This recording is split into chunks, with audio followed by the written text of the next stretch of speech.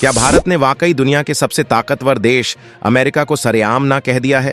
क्या middle east में छिड़ी इस महाजंग में भारत ने अपनी तटस्थता चुनकर पूरी दुनिया को हैरान कर दिया है?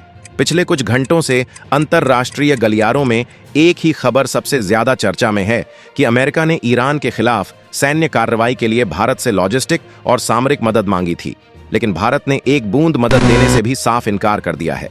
28 फरवरी 2026 को अयातुल्ला खामेनेई की मौत के बाद से ही पूरा मिडिल ईस्ट बारूद के ढेर पर बैठा है। एक तरफ अमेरिका और इजरायल का गठबंधन है तो दूसरी तरफ ईरान का पलटवार। ऐसे में हर किसी की नजर भारत के अगले कदम पर टिकी थी। आखिर क्यों भारत ने अपने सबसे बड़े रणनीतिक साझेदार अमेरिका के दबाव को दरकिनार कर दिया? क्या यह भारत की नई और आत्मनिर्भर विदेश नीति का संकेत है? आज के इस वीडियो में हम इस महासस्पेंस का पर्दाफाश करेंगे और आपको बताएंगे कि आखिर दिल्ली के गलियारों में ईरान जंग को लेकर क्या बड़ा फैसला लिया गया है। भारत ने अमेरिका को जो ना कहा है वह अचानक लिया गया फैसला नहीं है। यह भारत की दशकों पुरानी रणनीतिक स्वायत्तता का परिणाम है। 2026 का भारत अब किसी भी खेमे का हिस्सा बनने के बजाय राष्ट्र प्रथम की नीति पर चलता है। जब मार्च की शुरुआत में वॉशिंगटन से यह संदेश आया कि भारत को अपने logistics exchange memorandum of agreement के तहत अमेरिकी जंगी जहाजों को ईंधन और रसद मुहैया करानी चाहिए, तो भारतीय रक्षा मंत्रालय ने बहुत स्पष्ट शब्दों में इसे ठुकरा दिया। भारत का तर्क साफ है, यह समझौता शांतिकाल और आपदा प्रबंधन के लिए है, न कि किसी संप्रभु देश पर हमले के लिए। भारत ने साबित कर दिया कि दोस्ती अपनी जगह है, लेकिन अपनी संप्रभुता और जमीन का इस्तेमाल किसी और की जंग के लिए होने देना भारत की डिक्शनरी में नहीं है। भारत अपनी ऊर्जा जरूरतों का लगभग 80% हिस्सा आयात करता है। मिडिल ईस्ट में तनाव का सीधा मतलब है तेल की कीमतों में आग लगना। भारत सरकार जानती है कि यदि भारत ने अमेरिका का जरा भी साथ दिया तो ईरान होर्मुज जलडमरू मध्य को बंद कर सकता है, जहां से भारत का अधिकांश तेल आता है। भारत ने पहले ही अमेरिका के कड़े प्रतिबंधों की धमकियों के बावजूद रूस से भारी मात्रा में तेल खरीदना जारी रखा है।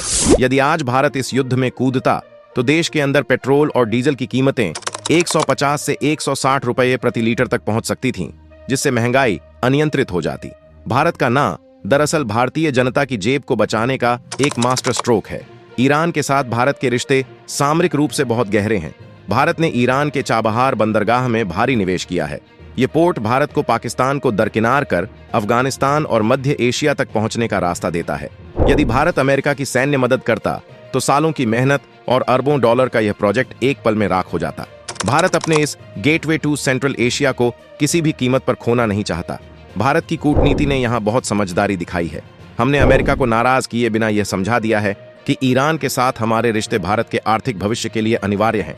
मिडिल ईस्ट के देशों में करीब 90 लाख से 1 करोड़ भारतीय रहते हैं और काम करते हैं। ये लोग भारत की अर्थव्यवस्था में अरबों डॉलर का रेमिटेंस भेजते हैं।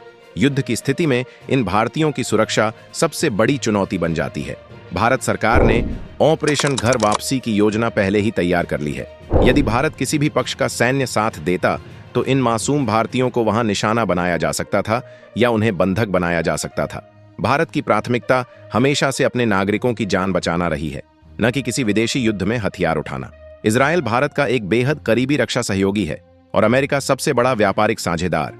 दूसरी तरफ ईरान हमारा सांस्कृतिक और ऐतिहासिक मित्र है।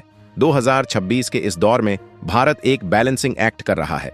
इजरायल चाहता था कि भारत कम से कम इंटेलिजेंस साझा करे, लेकिन भारत ने साफ कर दिया कि हम केवल मानवीय मदद और शांति वार्ता में ही रुचि रखते हैं।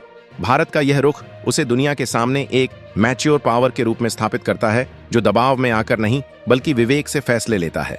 प्रधानमंत्री मोदी ने समरकंद शिखर सम्मेलन में जो ऐतिहासिक वाक्य कहा था कि आज का युग युद्ध का नहीं है, वह आज 2026 में भारत की विदेश नीति का सबसे बड़ा मंत्र बन चुका है। भारत ने अमेरिका को सैन्य मदद देने से इनकार करके न केवल अपने हितों की रक्षा की है, बल्कि पूरी दुनिया को एक नैतिक संदेश भी दिया है। आज जब दुनिया 2 ध्रुवों में बंटती नजर आ रही है, तब भारत शांति के तीसरे ध्रुव के रूप में खड़ा है। भारत इस समय ग्लोबल साउथ यानी दुनिया के उन विकासशील और गरीब देशों की आवाज बनकर उभरा है जो अक्सर महाशक्तियों की जंग में पिस जाते हैं। अफ्रीका, लैटिन अमेरिका और दक्षिण पूर्व एशिया के देश आज भारत की तरफ एक उम्मीद के साथ देख रहे हैं।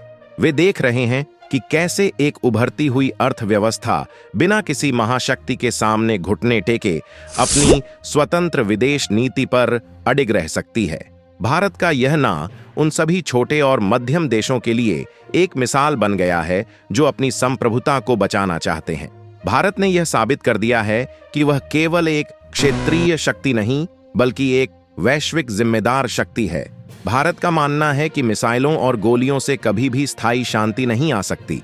इसीलिए भारत ने खुद को एक मीडिएटर के रूप में पेश किया है।